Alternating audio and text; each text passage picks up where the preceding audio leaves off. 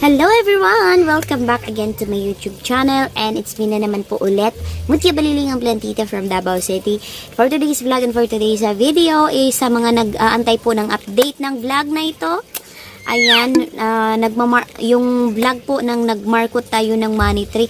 This is the update, a full update na po siya kasi ayos na po yung roots niya and also yung pinaka-mother natin. And ayan, excited ako to share with you mga megs kasi this is the propagation or the markot. Almost perfect po yung ginawa nating marketing sa ating halaman na money tree. So after 1 month mga megs is pwede nyo na po talaga siyang ikat. Yung markot kasi para sure po talaga tayo na mabuhay po yung halaman and hindi na tayo tsamba-tsamba na lang kung mabubuhay kaya to yung ganito or ganyan. Kasi yung markot is hindi po siya usually na pinuputol or kinakat agad. Ang kinukuha lang natin yung sa outer part lang po ng ating halaman or yung balat ng puno ng money tree. Yun lang yun po yung kinuha natin, which is hindi po talaga okay po yun sa halaman kasi hindi po agad-agad namamatay yung top cut niya and talagang sure na sure ka po na mabubuhay po yung halaman mo kapag markot. While kapag pinuputol mo siya or tinapkat mo agad-agad siya, hindi naman kasi katulad siya ng mga philodendron, may mga aerial roots, hindi naman kasi siya ganun. So yung money tree is puno talaga siya. Yan ang ginawa natin on past vlog. So ayan, sa mga interesado sa paano ko ginawa ang pagmarkot ng money tree, ayan, feel free to visit this video mga megs. Link on the description box below para hindi na po kayo mahirapang pumunta pa doon or hanapin po yung video na yon. Ilalagay ko po dyan sa link sa ating description box below para madali nyo na lang po siyang makita. Makikita nyo doon kung paano ko siya ginawa, kung paano ko minarkot yung money tree, and marami kasing nagsasabi na or marami nagko-comment sa mga vlogs ko kung pwede ba daw i-markot si money tree, which is pwede po because this is our update and I hope you like this video mga megs. If you are ready and I am ready, then let's begin!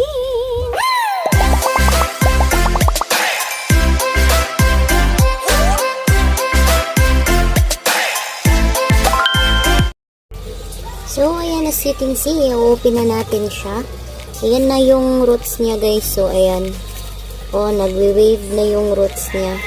And hindi na makakagalaw yung dito banda sa itong bagong tubo niya nang dahil sa andyan yung ano niya.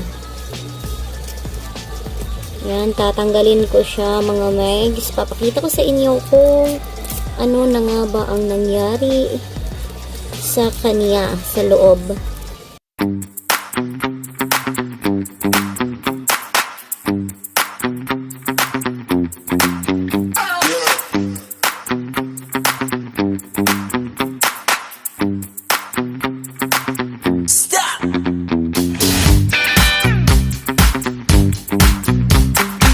Ingat na ingat ako kasi baka tamaan natin yung bagong tubo niya. Ito banda niya. May mga bagong tubo din. And, yan. You ready?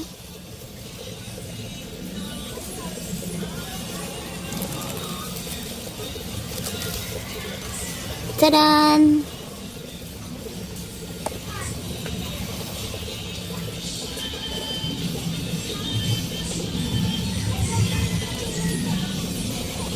Ito yung roots niya. Ayan, nakikita nyo ba siya? Ayan. Ayan, ayan, ayan. So, ayan yung roots niya mga megs. So, since nabali na siya, ayun. Talagang tanggal na siya. Ayun.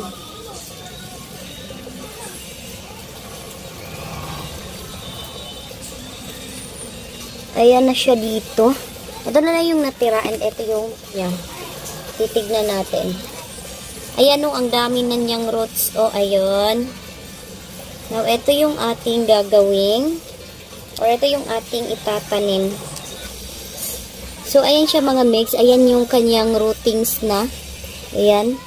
And, also dito banda sa likod is meron na din. Ayan, ayan. Yung kanyang roots na nandito din banda sa likod na sobrang puting-puti yung roots natin. So, ang gagawin ko today is iriripat ko siya. And eto siya is yung kanyang parang wala nang yung stem niya dito, yung pinutulan natin or kinuhaan natin ng balat. Ayan na siya.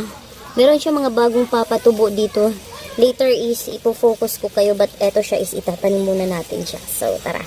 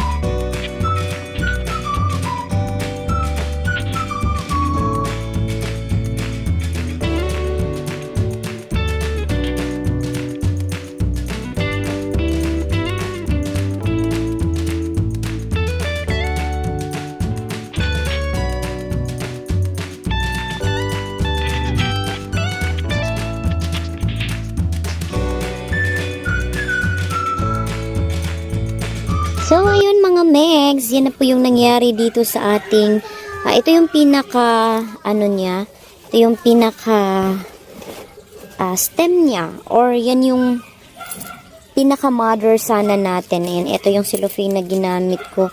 Ayun siya mga megs, makikita natin yung kaniyang dalawang tubo. Ayan, ito yung dalawa na medyo malaki na, pero, yan, wait lang. Pero kasi mga megs, ayan, kapag ilalapit pa natin dito, or sa kabila pala, ayan, kapag ilalapit pa kasi natin yan dito, meron pa yang mga, eto siya, mga bagong patubo siya. So, parang sa isang puno niya is meron siyang 3 to 4 na sanga. So, looking forward for more shoots na lalabas po sa kanya. And dito sa ilalim is meron tayo ditong mga seeds.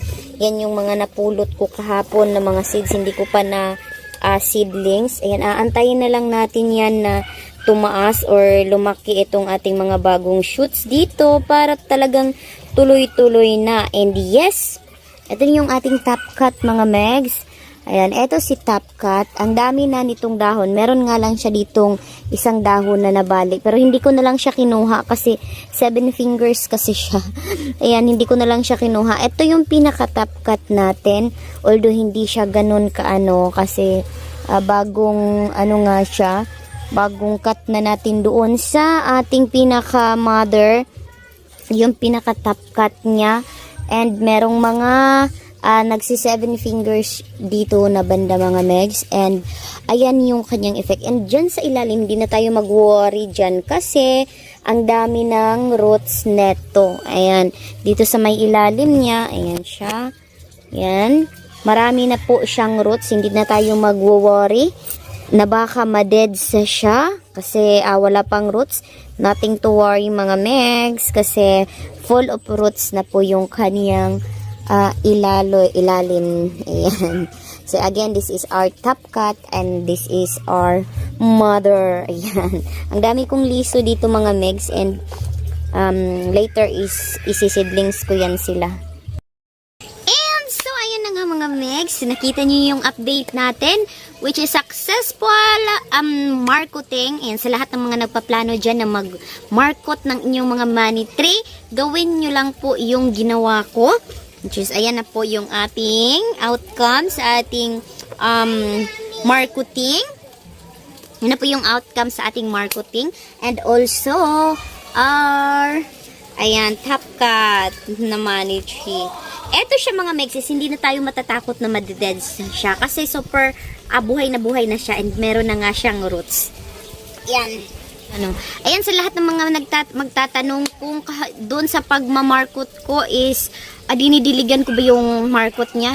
Try nyo din po i-check yung soil niya kung nag-dry siya sa ilalim. Makikita naman, gamit po kayo talaga ng transparent mga mix para makita nyo po or Kung hindi po talaga kayo sure, buksan niyo po dong sa ibabaw banda niya. Kasi kapag nakikita niyo na super dry na siya, pwede niyo po i-spray lang po yung mga pang-spray natin sa ating mga halaman. Pwede niyo pong gamitin yon. Sprayhan lang niyo po yung ating puno. Huwag niyo po as in diligan, spray lang po talaga. Kasi minsan kasi hindi masyadong parang kulang sa kanya yung tubig na nakukuha niya doon sa sa ilalim. So again, tignan nyo lang po dito sa may bandang ibabaw na part, 'di ba dalawa 'yon? Dito yung markot natin, may tali dito, may tali dito. Ang tignan nyo po is yung dito na sa ibabaw. But anyway, may ipapakita akong ibang way how to markot money tree mga megs. But hindi muna sa ngayon. And I will sure na super yun kasi super ang bilis lang niya. But ayun na nga, try nyo lang i-check. Kasi kapag nag-dry is talagang hindi po siya ganun kabilis mag-roots. Talagang need niya din talaga ng moist yung kaniyang lupa or yung kaniyang nilagay natin ng mga bunot ng niyog doon sa kailalim-ilaliman. And ayun na nga mga megs, I hope you like this video. Sana po ay nakatulong ito sa inyo. And dito ko natatapusin ang vlog na ito. Kung hindi pa kayo nakapag-subscribe sa aking YouTube channel, ay huwag niyong kalimutan na mag-subscribe and please turn on the notification bell down below for you to be notified whenever I upload a new vlog, a new video. Ingat po kayong lahat. God bless everyone. Babush and paalam.